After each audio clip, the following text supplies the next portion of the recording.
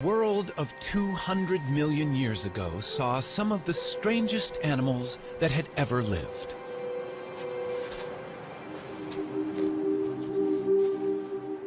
Nothing about them suggested they would become a huge success.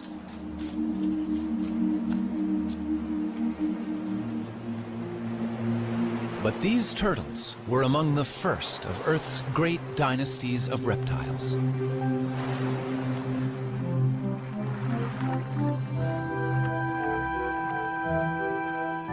Turtles then and now are unique. Their bodies are encased in armor, and that shell has changed little over millions of years.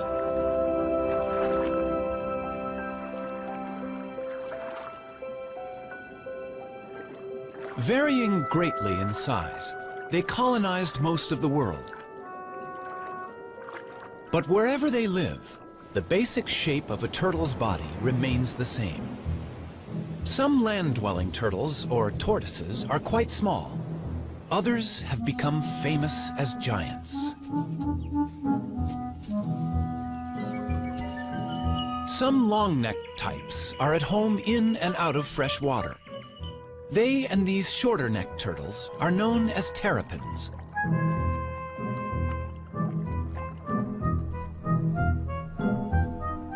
"257 turtle species exist. They live in every environment, from the driest of deserts to the coldest extremes.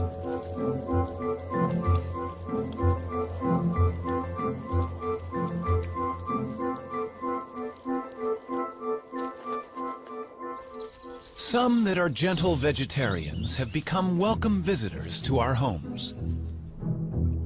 Others hunt out of our view.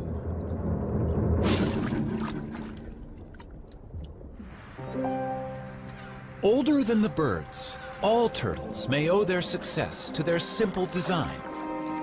But what future is there for turtles living life in a shell?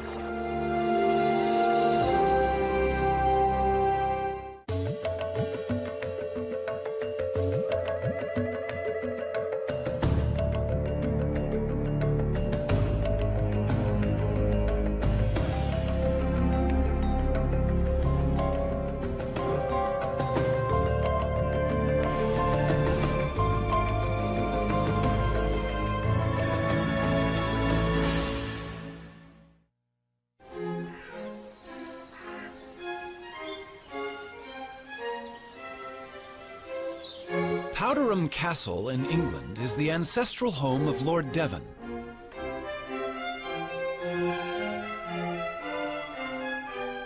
It's also the home of Timothy, a rather venerable tortoise.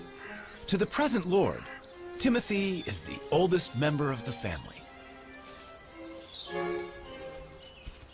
Timothy first came into our family in 1892, and he previously belonged to Captain Rutherford, who was a sea captain, and undoubtedly he was on board ship for quite a long time. And this has given rise to a number of myths about Timothy's beginnings, that he belonged to pirates and all this sort of thing, which aren't strictly true. He's outlived a number of Earls of Devon. I think at a quick count it's about 7. Or maybe I'm either the 7th or 8th that he's known.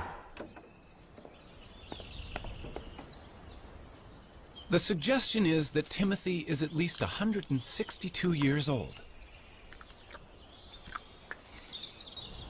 I think he mostly lives on sort of clovers and things, but his favourite really is strawberries. Now, my son, what about that? He's been known to make a mistake when he is wanting a strawberry, and we once had a lady with painted red toenails, and she got rather a sharp nip on the toenail.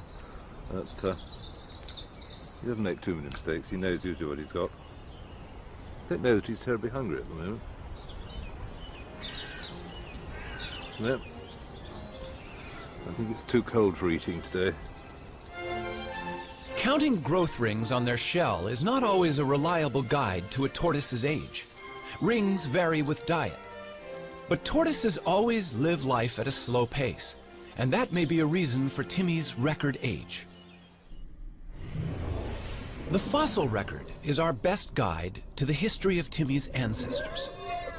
The first we know lived some 300 million years ago in the world of forests that gave us our coal.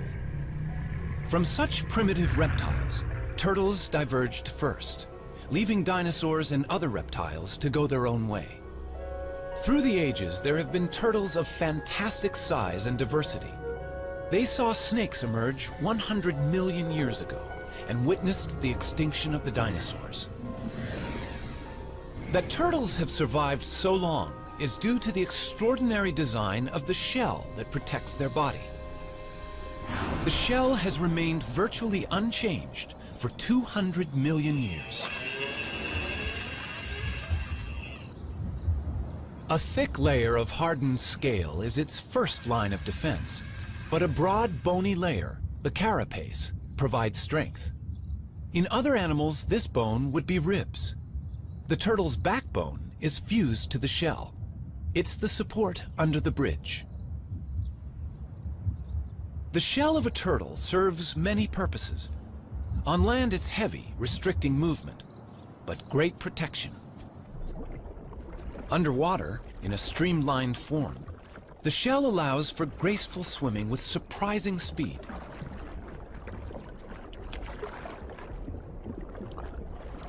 Power is provided by huge front flippers.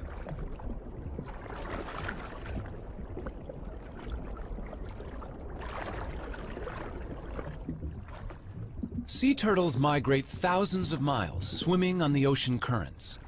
Their hind limbs are mainly used as rudders for steering. Legs have no appeal for these sailors. Sea turtles only emerge onto land to nest, and even then, flippers are sufficient to haul the turtle over a beach.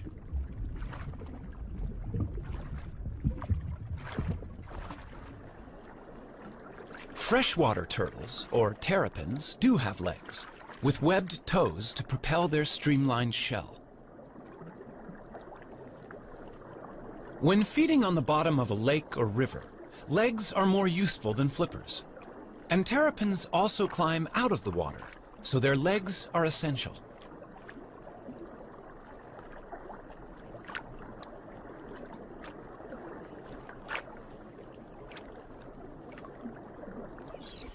A tortoise, walking on land all the time, needs strong legs, in this case to carry it out of danger. The pancake tortoise also has a flattened shell that's handy for fitting into crevices. A caracal can easily spot a meal in these cracks, but the shell of this tortoise, being flexible, can be tightly wedged in the rock. This pancake tortoise's casing defeats the inquisitive cat.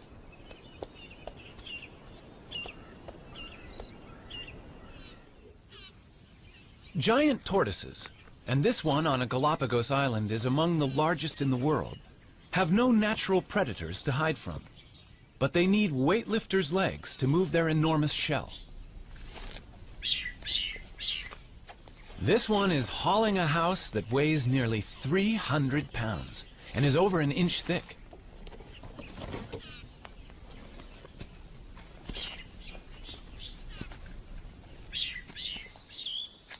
A tiny box turtle leads a far more troubled life in raccoon country, but its domed shell has a cunning device that usually outwits such hunters.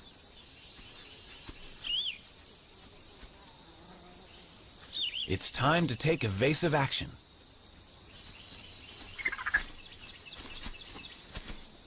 The shell is hinged. The drawbridge comes up, and all of the turtle, head, limbs, and tail, is safe inside its castle.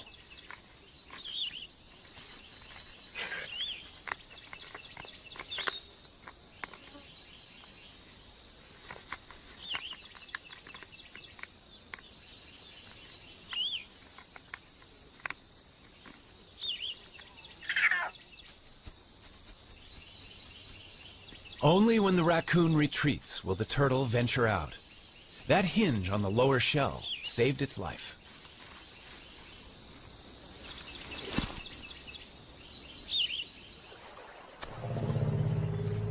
The turtle's shell has survived some huge challenges over millions of years.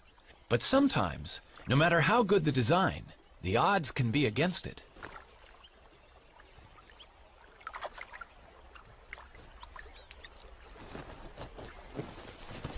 That is one lucky tortoise.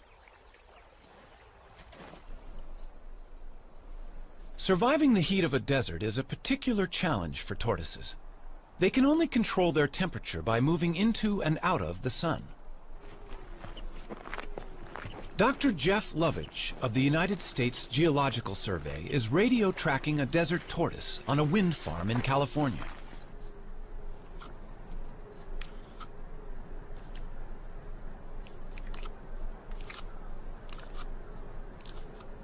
Desert tortoises have recently started to decline, and Jeff wants to find out why. Well, here's one of our females. Hello. Getting a little warm out here, isn't it? It's only 9 o'clock right now, but it's already hot out here.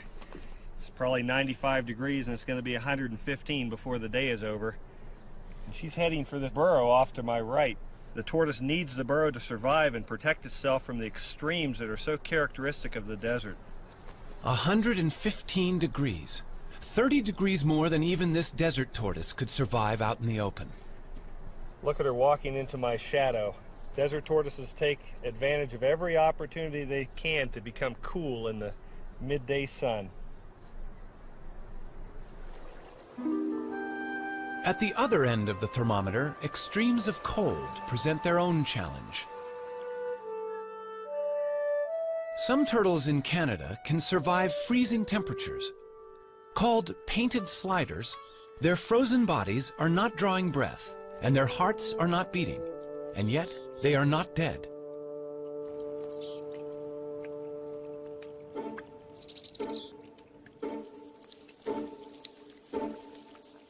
These hatchlings, born in August, freeze and unfreeze throughout the winter until the final thaw in spring.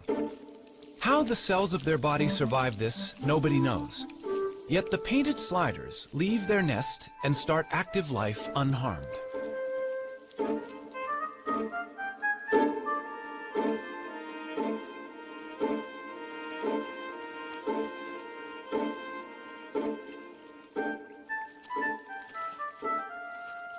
Such marvelous abilities to survive were entirely to the turtle family's advantage, until humans appeared on the horizon.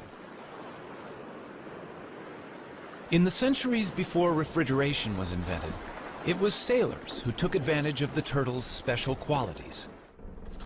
Since turtles can survive for several months without food, they could be carried aboard as a supply of fresh meat. Killing turtles for their tasty meat is a very ancient practice.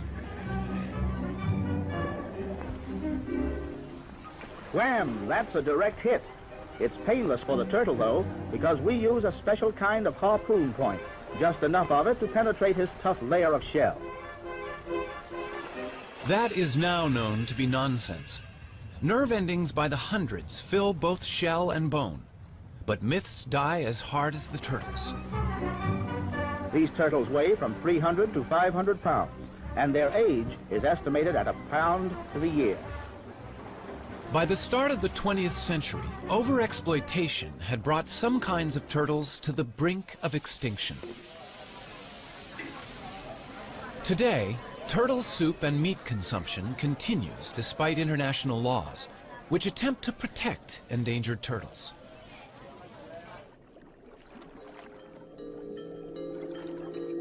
The turtle may well be our defenseless victim, but in the natural world, these successful reptiles have for a long time been quite capable of defending themselves.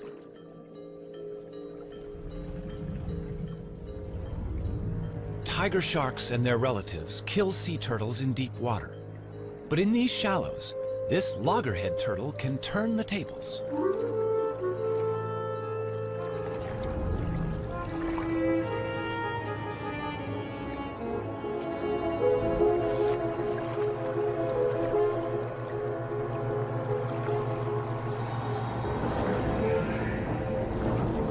The turtle is biting the shark. It has no teeth, but the sharp serrated plates in its strong jaws can inflict serious injury. In shallow water, the shark's movements are restricted, and it has difficulty fighting back. After a breath of air, the valiant turtle can return to feeding. It can give as good as it gets.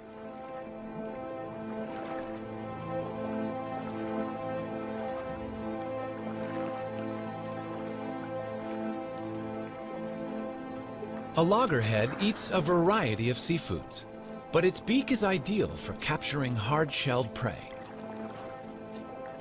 Bad luck for this crab.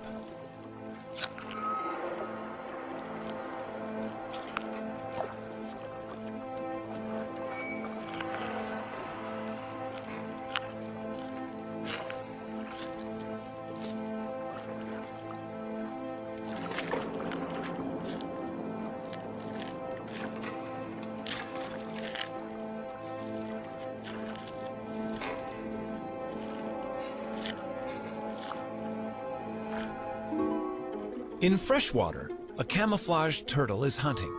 This is a mata-mata. It will blend with the fallen leaves and wait for a fish to come within range. Then, it simply sucks them in.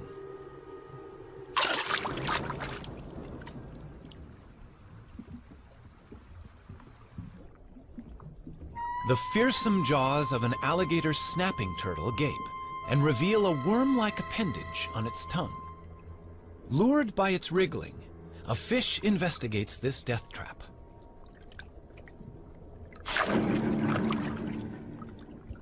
And there are even turtles that hunt together. Donald Stridham knows that visitors to the Swardini Reptile Park in South Africa are fascinated by the bloodthirsty terrapins he exhibits there. It's feeding time in the terrapin pool. You know, if I had to put my finger into this water, they would eat it. But I'm going to give them something else to eat, their favorite food, a little piece of chicken here. And if I lower that down, they're going to move towards this. Come, guys. Come on. You'll probably find that the red-eared terrapins come first. They are normally the more dominant, and here comes one now. You can see why it's called a red-eared terrapin. It's got the little red mark behind the eye. And look at that. He's a dominant one, so he will come first. And here comes one of the serrated hinged terrapins on the side here. And the rest of them are going to respond to the movement. In fact, they would have to eat in colonies. They can't easily, as you can see here, bite off a chunk of meat on their own. So they need to tear it amongst each other. They eat in much the same way as piranhas. So lots together, biting off chunks and pieces of meat. And you can see that happening right here now. The red ear's got a really good grip on it. They tear at the meat. This is all very necessary in nature. They clean up the place. They're in fact the aquatic hyenas.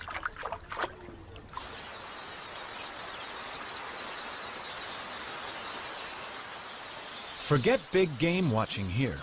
Keep your eyes on these little guys.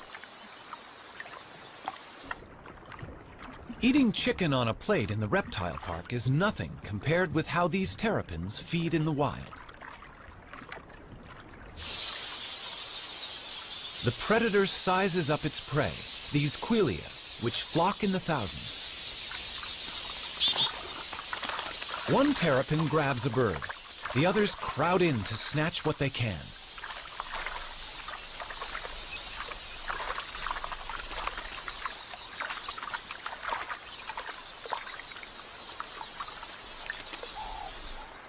Even birds as big as doves are not safe from the helmeted terrapin's submarine attack.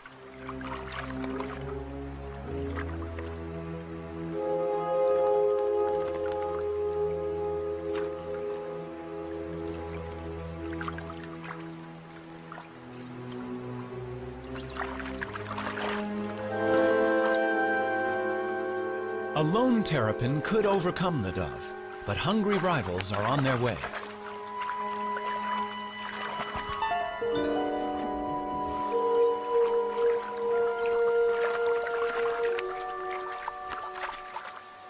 And turtles can be even more competitive when it comes to mating.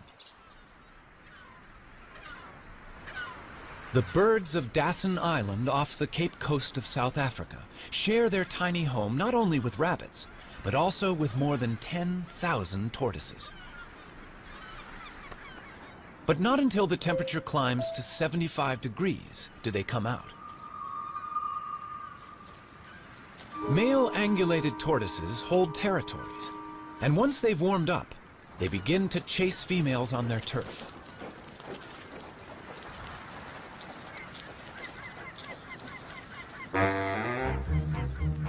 Once he's found one, he won't easily let her go.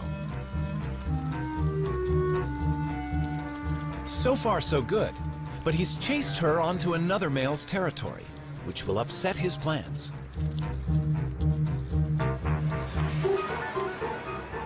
They do battle, a duel in the sun. But a third male has seen an opportunity, and he's mating with their female. Neither the combatants nor the vigorously mating couple show signs of giving in. By the time the fight reaches its climax, the mating is also over. The loser may even lose his life. He must right himself, or else fry in the sun.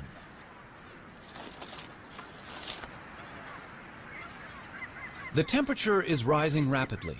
He must get into the shade. But that's hard to find with 10,000 competitors. His answer is to dig in, covering head and limbs and using his shell as a sunshade.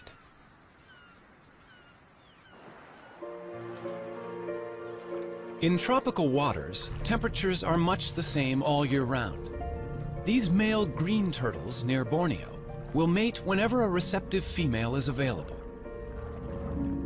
The males have the long tails. They're all pursuing one female.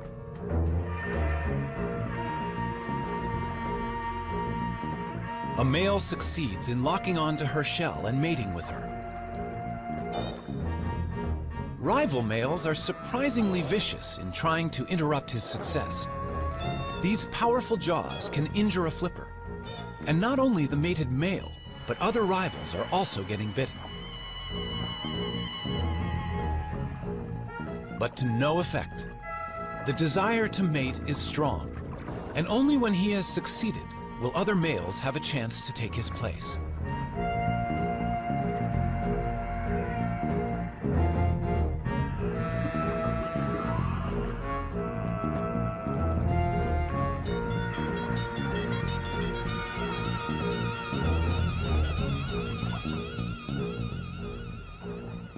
In the sea or on land, turtles breed with little problem.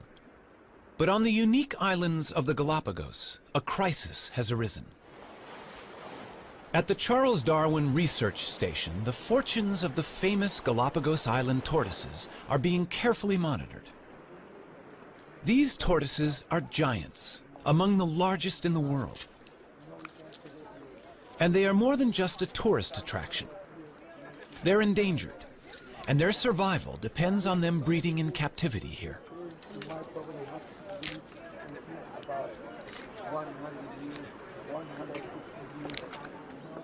These baby tortoises are the hope for the future.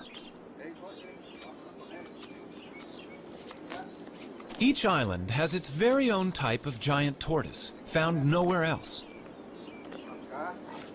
And in these pens, babies are being nurtured until they're ready to be taken to their particular island home.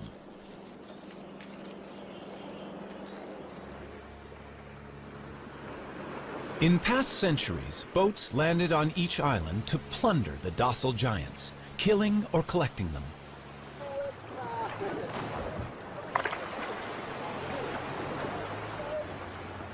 Today's boat is helping to right that wrong, bringing in young tortoises to replace those that were taken.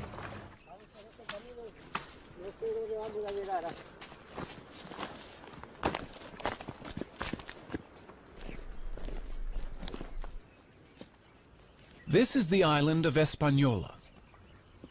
The Espanola tortoise was once facing almost certain extinction. Now, the future arrives in a bag.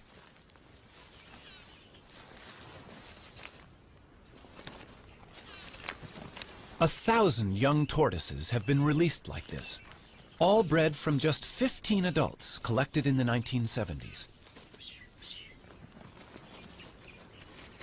They should be safer than they've ever been. Their only enemy was people, and now the poacher has turned protector. In 20 years, they should all be as big as this adult. But this success has not been repeated for the tortoises of Pinta Island. The last remaining resident of Pinta is living out his old age at the Charles Darwin Research Station. They call him Lonesome George. More than 70 years old, he's the last of his species. All the others starved when introduced goats ate the plants of Pinta, and shipborne rats ate the tortoise eggs. Zoos and private collections worldwide have failed to turn up a relative. And even if a mate were found, he could be too old to breed. The Pinta Island tortoise may be the first turtle species to become extinct in the 21st century. The future of many of the world's turtles is a matter of concern. Even the olive Ridley sea turtles, famous for their mass egg-laying on this beach in Costa Rica, are arriving in fewer numbers each season. Randall Arouse is familiar with the spectacular aribata, as it's called, here at Osteonal. Ever since I was a very young boy, and I was always interested in marine biology. But then one day, it was 1982, I was a second-year biology student. I walked into the school and there was a big sign that said, Aribata, we need volunteers. And I thought, well, I've heard about the Aribatas and the turtle nesting. I should go check it out. Then I came to Osteonal, right here at this spot, and I saw the Aribata happening. And right then it struck me. Like I had to study turtles, and I've been doing turtles ever since. As many as 200,000 turtles might haul out onto this beach on one night. 20 years ago, it would have been 1 million. But this is still one of the biggest aribatas in the world. The turtles are right now congregating right out there. They're going to congregate in what we call the float, and they'll start coming up after the sun goes down, and probably by midnight or 1 in the morning, we're going to have a very high concentration of turtles nesting here on this beach, and they're not going to finish until sunrise, probably at about 8 or 9 in the morning. So yeah, it's going to be some pretty heavy work all night long. We basically know that these turtles come for 2 or 3 consecutive aribatas in a row. Then they're going to leave, and we won't see the turtle again for another year or another 2 years. The aribata that we're witnessing now may easily have 100,000 turtles participating. And 100,000 turtles at 100 eggs per turtle, roughly, that means 10 million eggs. Eggs are the turtles' investment in their own future. But eggs can also produce illegal income for poachers. So patrols of armed guards protect these nesting turtles all night against egg thieves.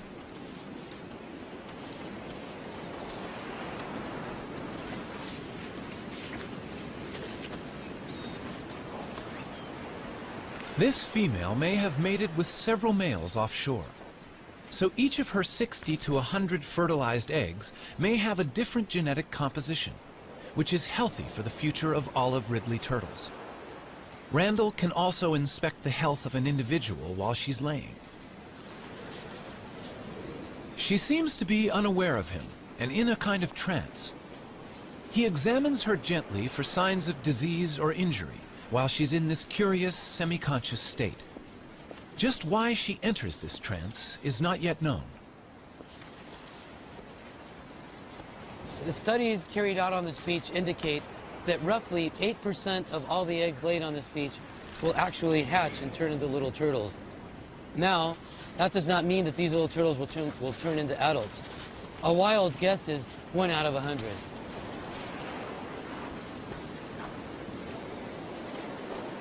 This beach at Osteonal is only about 4.5 miles long. And with turtles still arriving to nest at dawn, There is not much space left, and some inevitably dig up the nests of others.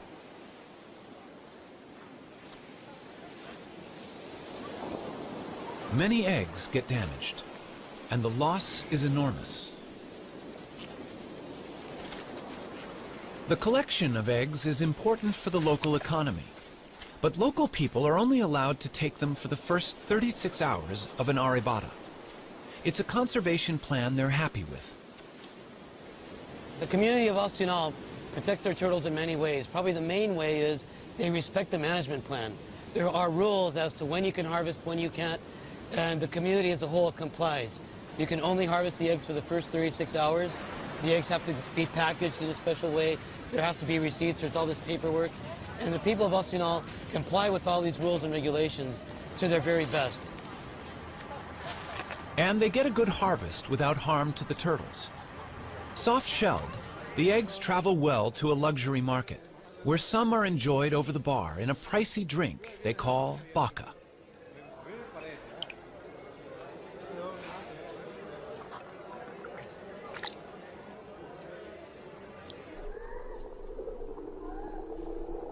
Now that more and more people are living where they do, land turtles such as the California desert tortoise face greater problems. This rivalry concerns Jeff Lovage. When you look at what people have done to the desert in the last 100 years, it's amazing that it's survived. I mean, here we have this rugged old touchstone, a place that looks timeless, yet it's changing very rapidly, in a place that was formerly virtually empty of people and now sits in between Phoenix, Las Vegas, and Los Angeles, some of the most highly populated cities in the United States. And we put roads in through the whole desert. We've driven over it in our motorcycles, our trucks, and our off-highway vehicles. We've encouraged the spread of exotic species of plants and animals that are changing the landscape of the desert very rapidly. And the desert tortoise has become the flagship species for conservation in the Mojave Desert. But it has a very uncertain future in terms of how it's going to be able to survive in this onslaught of human population increase. Its charm may be a desert tortoise's worst enemy. People like to have one at home.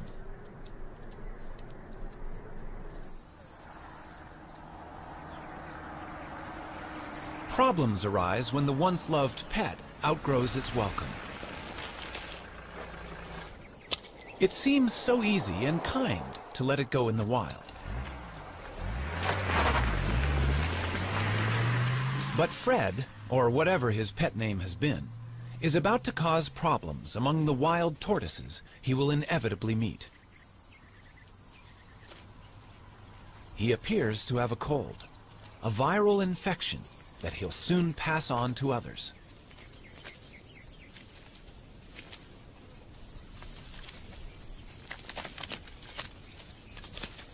A whole population of desert tortoises may die because one unwanted pet was carelessly released.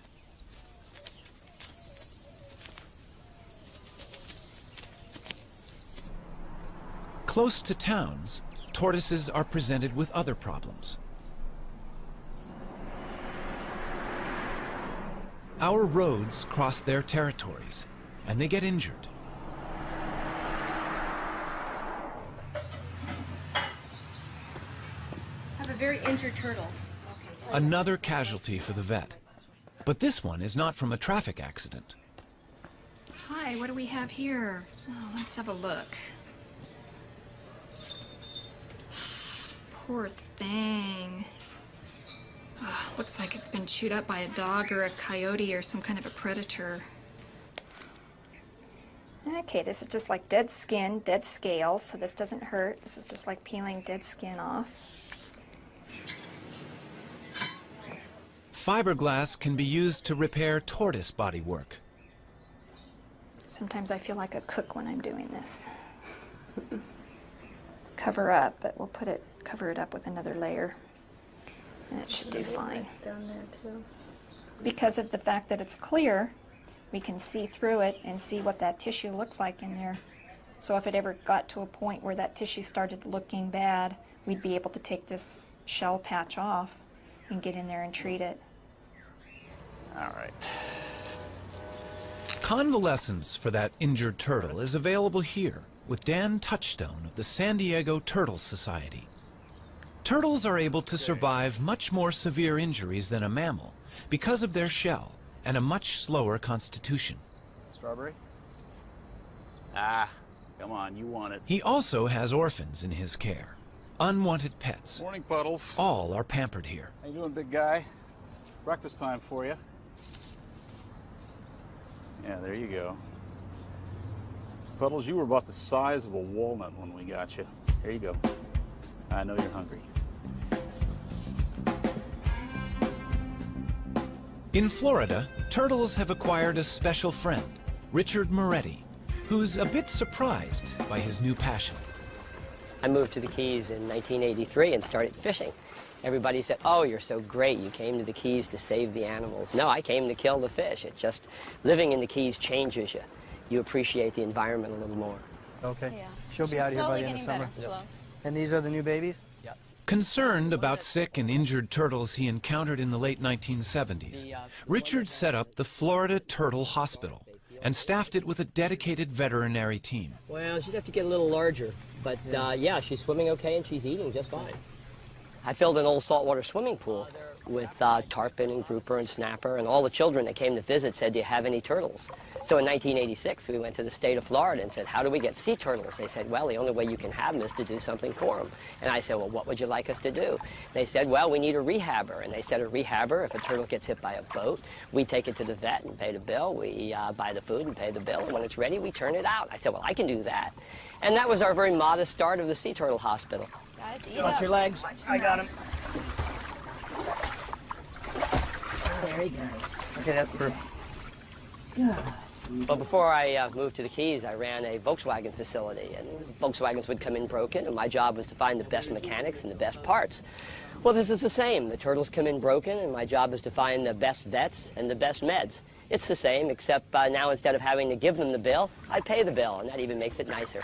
There you go. Thanks, Doc. And I didn't get too wet. This little tumor is the beginning of a virus that affects sea turtles around the world. This disease started 100 years ago. When we first started seeing it 15 years ago in the Keys, turtles would come in with a singular tumor like this. This turtle's evidently just gotten the disease because he's only got a couple of very small tumors, which we'll take off. And once we do, that'll immunize her against the disease. We'll keep her for a year, we'll make sure she doesn't grow anymore, and then we'll let her go. It appears to be a herpes virus, very similar to herpes simplex 1 and 2, and it's affecting turtles worldwide. Right now, all 8 species of turtles have a similar lesion. We haven't been able to get tissue samples to make sure it's the same virus, but we've gotten tissue samples from about half the turtles around the world, and all the ones we've been able to examine are about 95% positive to the same virus. Okay. Some turtles infected with this herpes virus arrive in a much more advanced stage of the disease. The team intends to do everything they can, but this turtle has been greatly weakened by the growths.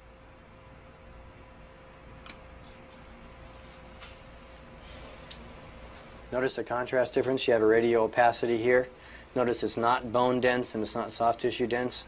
I'm concerned about these. We definitely need to go in and do the endoscopy and document that they're there with some digital photographs.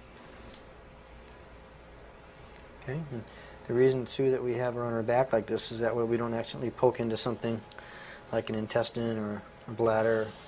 Here, so you know we're in. That's got to make her feel so much better. Okay, Gabe, here we go.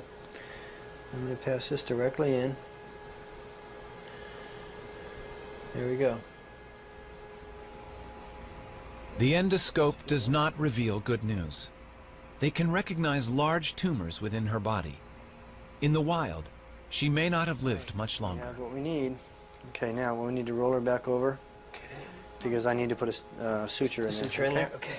Well, that's not good news for this baby, unfortunately. Easy. They can do nothing for her except ease her pain and put her to sleep.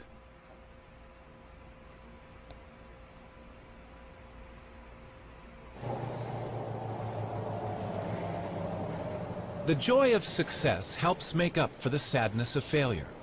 And today, 4 rehabilitated turtles are going home. They look like they're ready. Yeah, after never being out of a tank, they're going to enjoy this big tank called an ocean, huh? All right.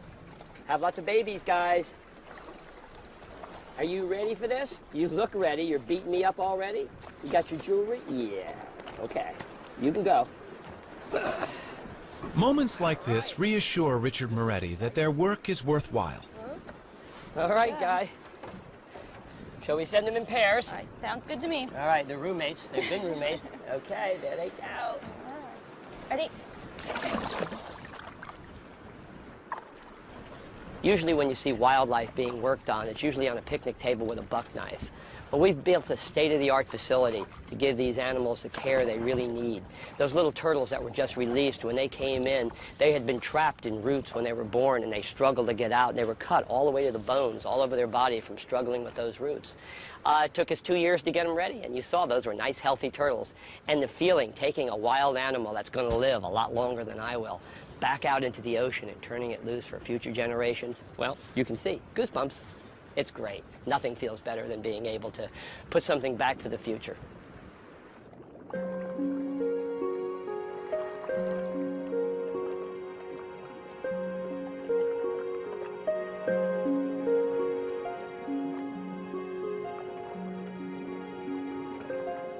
Every day, turtles can be seen enjoying the attentions of cleaner fish in the wild.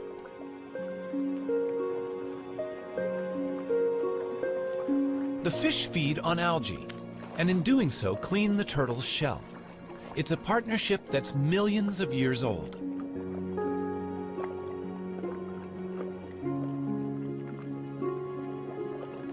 Generation after generation lived in what might have seemed a perfect world.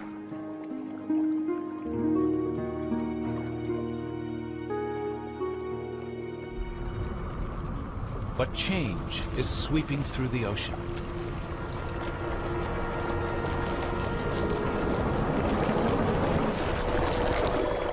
Commercial fishing puts nets into the sea, which can break loose and drift, catching much more than intended.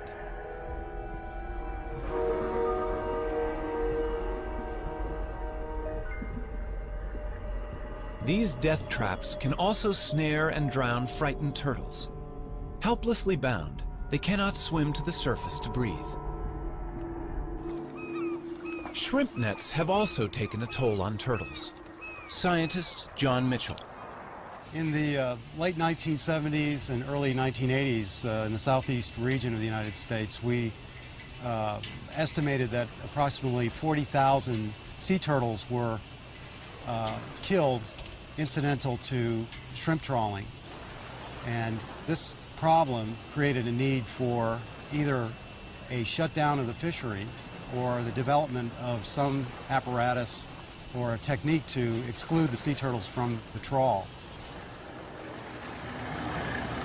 What they developed was TED, a turtle exclusion device. It's tested inside the trawl net of a working fishing boat.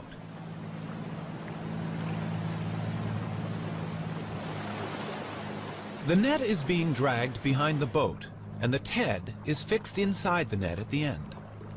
The idea is that a turtle in the net hits the device, is pushed up the ramp, and escapes through the top of the net.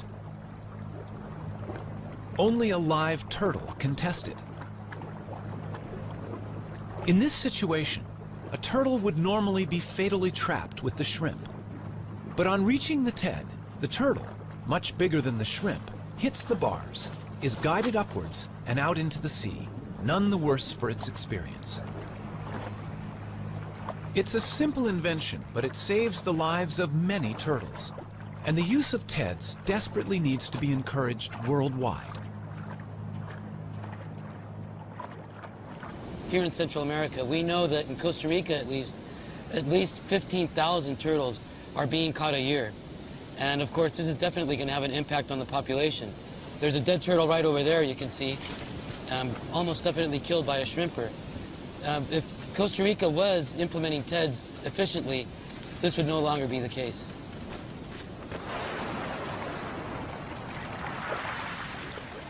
In the sands of this beach at Ostional, the olive ridley turtles have been developing for some 60 days.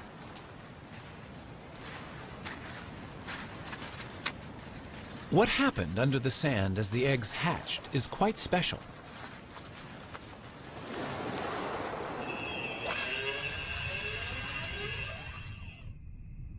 The eggs at the bottom of the nest hatch first. The hatchlings climb to the top of the chamber, and down below, sand fills the space they left. As more hatch, the floor is gradually lifted to just below the surface, and the hatchlings emerge together.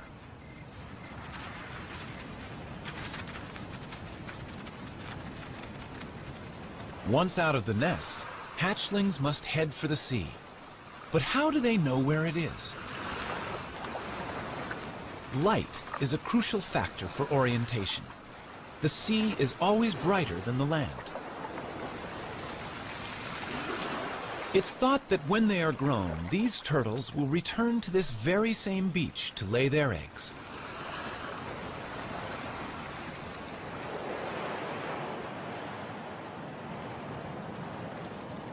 Turtles also hatch in daylight.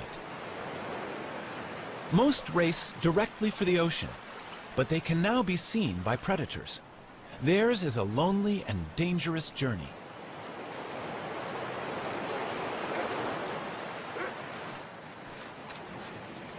On this beach, almost every animal has a taste for turtles.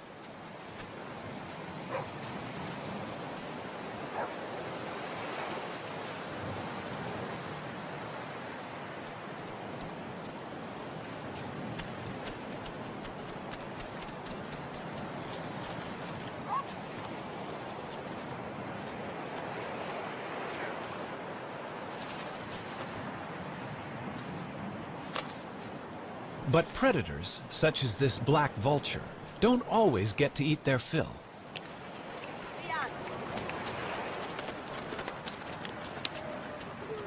Survival of the turtles is important to the local people. When the turtles are hatching, the women all organize and they go to the beach. They shoo the predators away to make sure that the little turtles can make it into the water. They try to make sure that all these little turtles make it to the water safely, because of course it's to their best interest to make sure that these little turtles make it to the water. They eventually turn into adults and come back and participate in an arribada 10 years down the road. Although some 10,000 hatchlings will survive to become adult turtles, remember 10 million eggs were laid in these sands.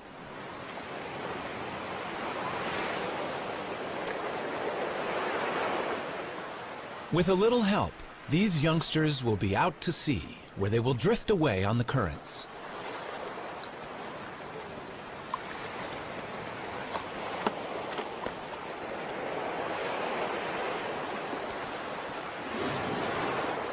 No one knows where they go. Perhaps they hide from ocean predators among floating seaweed, where they can safely feed and grow. But it will be 15 to 20 years before they return to these waters. Before people ever began helping turtles to survive, alligators had been unwittingly doing so for millions of years. Young red-bellied turtles are hatching from eggs laid in the alligator's nest. The rotting heap is warm and humid, as good for incubating turtles' eggs as it is for hatching alligators. Both stand to gain. Alligators eat a good many adult red-bellied turtles.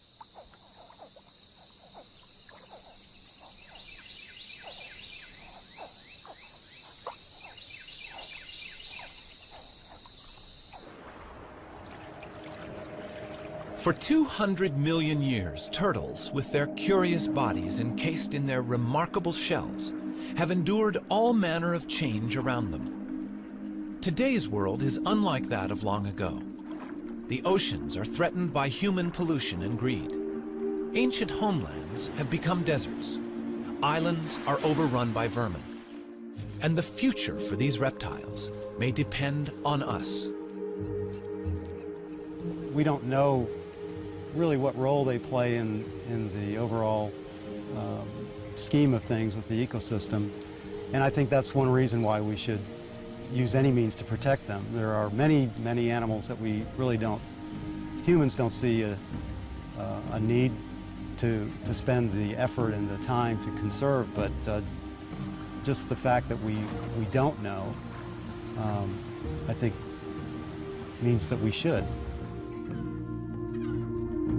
Throughout the world, irrespective of culture, there is an affinity for the turtle. Throughout the world, we have myths that ascribe various characters and features to turtles that we like to teach our children, like being steadfast and being resolute. Here in this country, we have our own myth about the tortoise and the hare, and we teach our children that being steady and continuing to run the race can lead to victory. You don't have to be the fastest, you don't have to be the best. This year we were really excited. One of the turtles that we took a flipper off of last year and turned her loose, it was a great big female, probably about 50 years old. She crawled up on a beach in Central Florida and laid eggs this year. And that's really exciting because, you know, up to that point, people usually kept turtles with one flipper in an aquarium or in a park. Well, we proved that 3 flipper turtles can go out there and add to the genetic makeup, and they can actually crawl up on the beach with 3 flippers and have their babies and lay their eggs.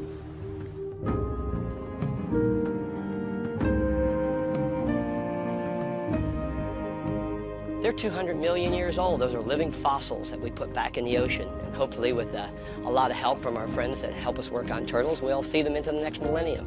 But it makes you feel really good. You know, we use so much of our assets and our environment up. It's so nice to put something back for the future.